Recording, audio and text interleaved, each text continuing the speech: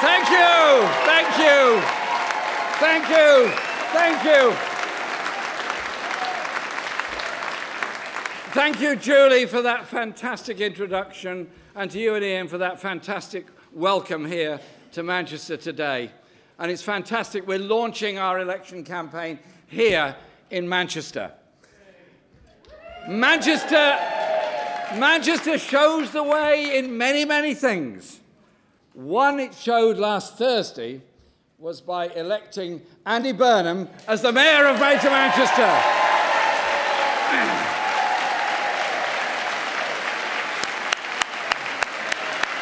And can I, Andy,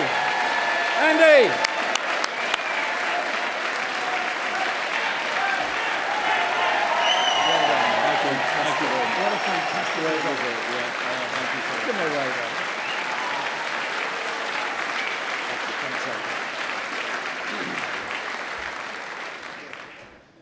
Andy will be a great mayor, but just think how much more Andy will be able to achieve if he's working with a Labour government committed to the many, not the few. Andy, thanks. Congratulations on your election, and the people of Manchester are lucky to have you as their mayor. Well done, Andy.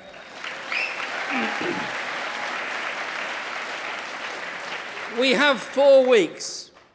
We have 4 weeks to take our message to the voters to convince them Britain can be better. It can be transformed. It doesn't have to be like this. We can transform Britain into a country that, instead of being run for the rich, is one where everyone can lead richer lives. And I mean richer in every sense. Richer because all of us have potential to fulfill, family to support, interests to pursue. Richer when that potential that is there in all of us is not held back. Because there is no doubt this country is being held back. If your children aren't getting the education they deserve because the class sizes are too high, then your children are being held back. If you're a young couple or anyone trying to get a home and can't make a home because rent and house prices are too high, then you're being held back. If you've worked hard all your life, but you can't pursue your dreams of your retirement because you're supporting your family well into their adulthood, then you too are being held back. But Britain is a rich country, the 6th richest country in the world. We caught a glimpse of that wealth only 2 days ago, when Rupert Murdoch's Sunday Times published its rich list. In the last year, Britain's 1,000 richest people have seen their wealth rise by 14% to £658 billion. That is 6 times the total budget of our National Health Service. Imagine the outcry if public sector workers decided to put in for a 14% pay rise. Just imagine it. But it's no surprise that the richest have got even richer after the tens of billions the Tories have handed them in tax cuts. That's what we mean when we say the system is rigged for the rich. So thanks for making that clear, Mr. Murdoch.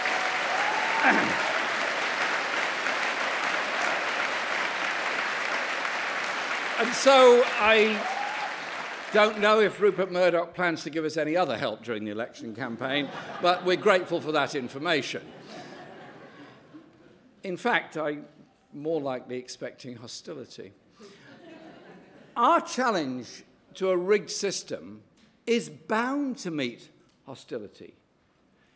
Change always involves taking on vested interests. And there is a real danger that the Tories' scaremongering and spin machine will make some people settle for less than they should, resign themselves to things the way they are, underestimating just how many more burdens the Tories could impose if their mission to rig the system for the rich isn't halted. The stakes are very high. We know from last week's local elections how big the challenge is. We have to convince the sceptical and undecided they're not sure which way to turn. Who can blame them? People are alienated from politics and politicians. Our Westminster system is broken and our economy is rigged. Both are run in the interests of the few. Labour is under attack because we are standing up to the elites who are determined to hijack Brexit and pay even less tax and take even more of the wealth that we all create.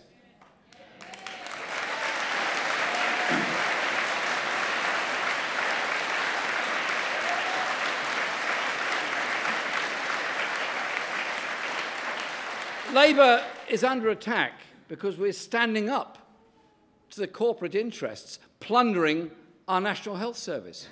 How much more will be privatised if the Tories get another 5 years?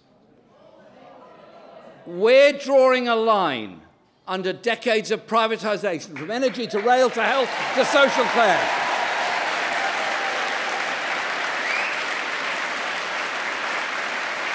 And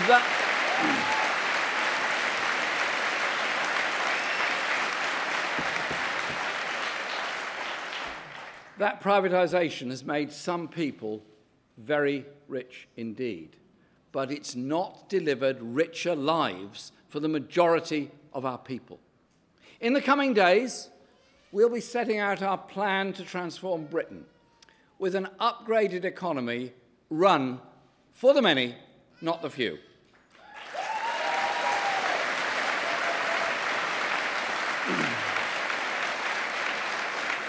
Theresa May thinks she can dodge the Tory record by claiming she wants to build a fairer Britain, that she cares about working people. Does she think people will forget how the Tories have actually treated working people? It was this Tory leader who sat alongside David Cameron in government for 6 years. She was with him when they introduced the bedroom tax. What is remotely fair about the bedroom tax? What was fair about racking up tuition fees? Or taking benefits away from people with disabilities?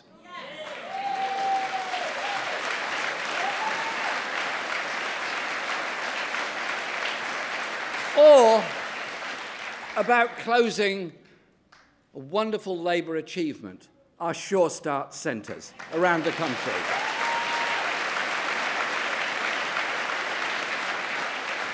Or starving our schools of the cash they need to pay teachers and all those that work in those wonderful teams in our schools. Or opening up the National Health Service to be feasted on by profiteers. Just in case their talk of fairness doesn't wash, they have another card to play. That this election is all about Brexit and who can play at being toughest with Brussels. Labour will not allow the Tories to put their party interests ahead of the real national interest, the interests of the people of this country.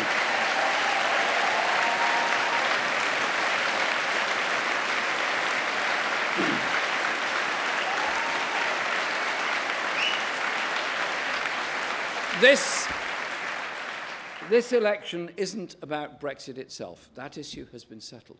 The question now is what sort of Brexit do we want? And what sort of country do we want Britain to be after that? Labour wants a jobs-first Brexit, A Brexit that safeguards the future of Britain's vital industries.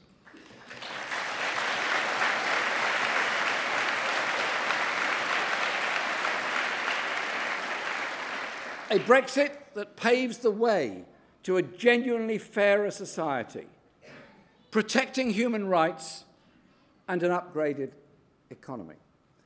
Labour's plan to transform Britain will mean a big deal to upgrade the economy, new infrastructure to support the industries of the future, and an investment in training and skills to equip our workforce to compete globally. It also means rebuilding our National Health Service and social care services with the funding they need.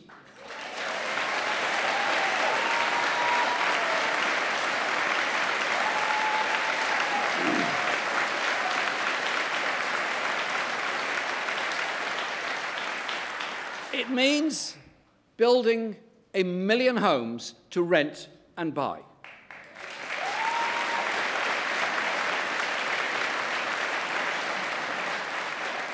And it means tackling the scandal of air pollution, which contributes to 40,000 deaths per year.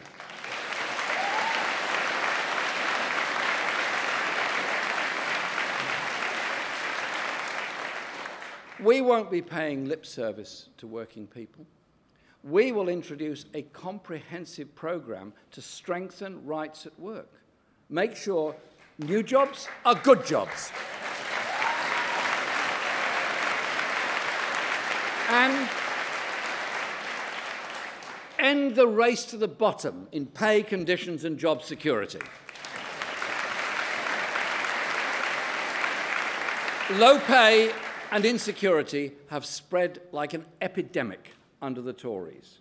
Labour will invest in skills, jobs, and take action to enforce a floor under employment standards right across the board, so that all jobs are decent jobs, so that all workers, the true wealth creators in our society, can play their part in transforming Britain and benefit fully from it.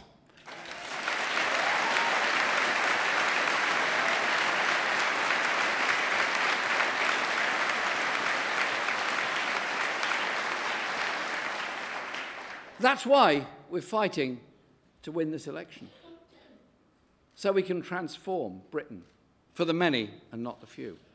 When we win, the British people win. The nurse.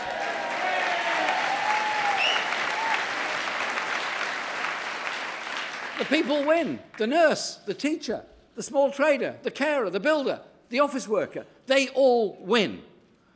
Labour is offering a real choice, a real alternative to the rigged system holding us back and to the Conservatives who are running our country down. The economy is still rigged in favour of the rich and powerful. When Labour wins, there'll be a reckoning for those who thought they could get away with asset stripping our industry, crashing our economy through their greed, and ripping off workers and consumers.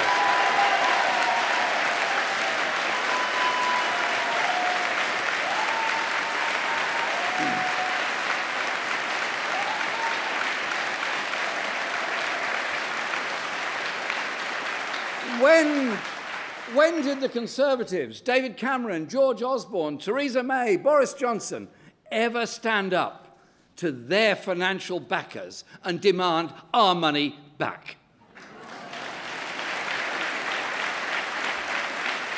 Instead, they make others foot the bill. They make our nurses, our carers, our soldiers, our disabled, our young people trying to get a home of their own, our elderly looking for dignity in retirement, and those working hard to get on. They make them foot the bill. This makes me angry, and I know what makes the people of Britain angry too.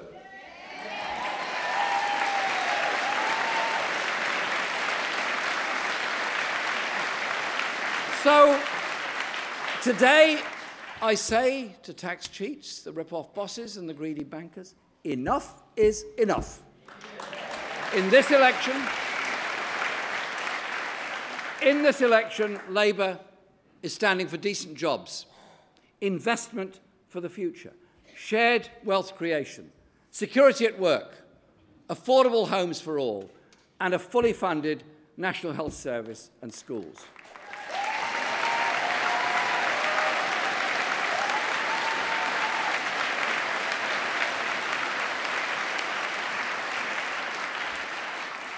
Training and skills, an end to rip-off privatisation, fair taxation, and a fairer, more equal country.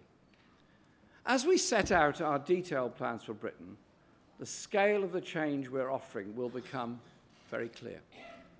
Let's turn our country round. Let's come together to transform Britain. Together, we can win. For the many, not the few.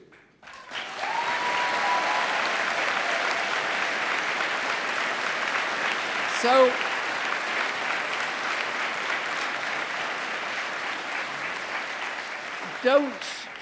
don't wake up on the 9th of June to see celebrations from the tax cheats, the press barons, the greedy bankers, Philip Green, the Southern Rail directors, and crooked financiers that take our wealth and have got away with it because they are the party they own.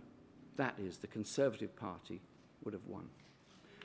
We have 4 weeks to ruin their party. We have 4 weeks to have a chance to take our wealth back. We have 4 weeks to show what kind of country we are. We know that the people of this country don't pass by on the other side. That is the principle we will take into government so that we can unlock every person's potential and everyone can make their contribution, their best contribution to our society.